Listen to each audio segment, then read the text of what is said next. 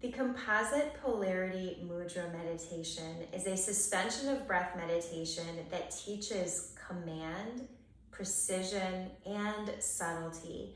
This is due to this very specific mudra that we'll hold throughout this meditation. The eye focus for your practice will be to have your eyelids very heavy, just 1/10 open, relaxing the eyelids.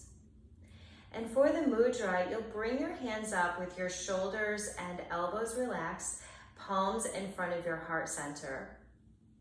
Hook the thumbs, and then bring your right hand so that the right hand is now parallel to the floor. The left hand is perpendicular.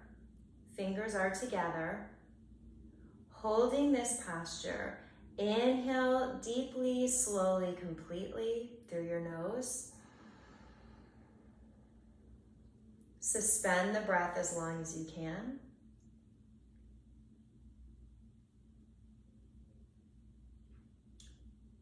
And then exhale smoothly, slowly, and completely. Hold the breath out as long as you can.